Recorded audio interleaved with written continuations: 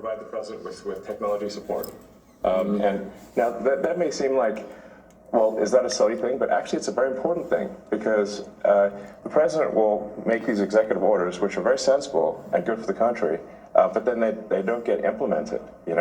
So if you take for example, all the funding for the migrant hotels, the president issued an executive order where, hey, we need to stop taking taxpayer money and paying for luxury hotels for illegal immigrants, which makes no sense. Like, so obviously, people do not want their tax dollars going to fund high-end hotels for illegals, and yet they were still doing that even as late as last week.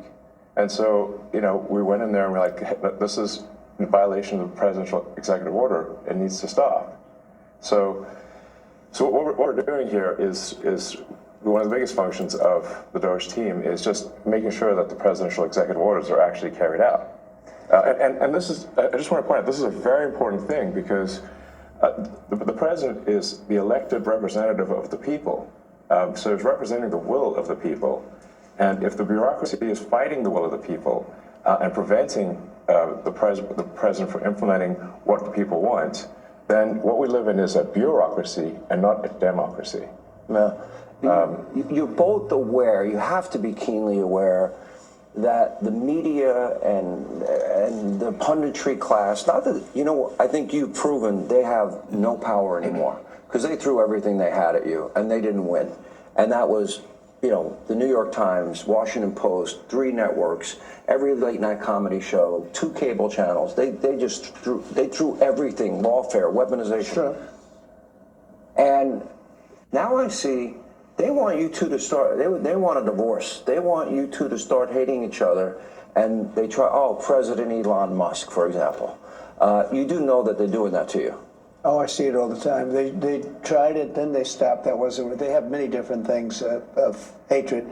Actually, Elon called me. He said, they're trying to drive us apart. I said, absolutely.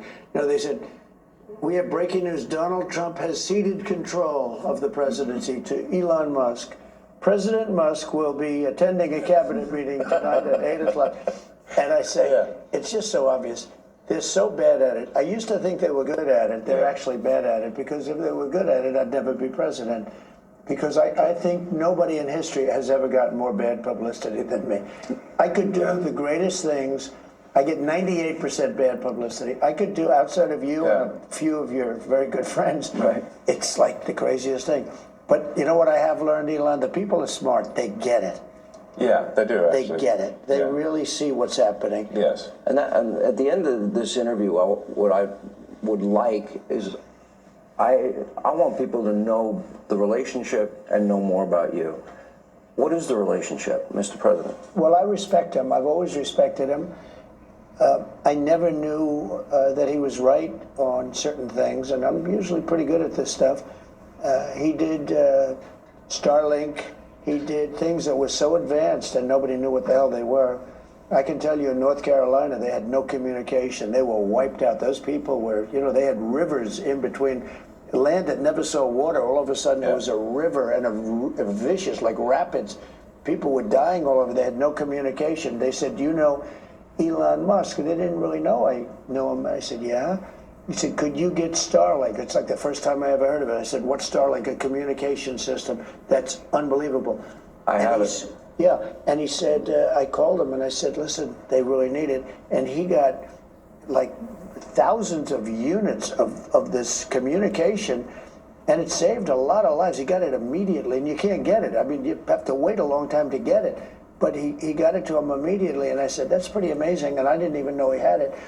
We watched the rocket ships, and we watched Tesla. I think, something that had an effect on me was when I saw the rocket ship come back and get grabbed, like you grab a beautiful little baby, you grab your baby.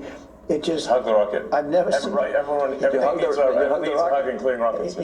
No, and he said, you can't really have a rocket program if you're going to dump $1 billion into the ocean every time you fly. You have to save it. Right. And he saved it. First time that I've ever seen that done.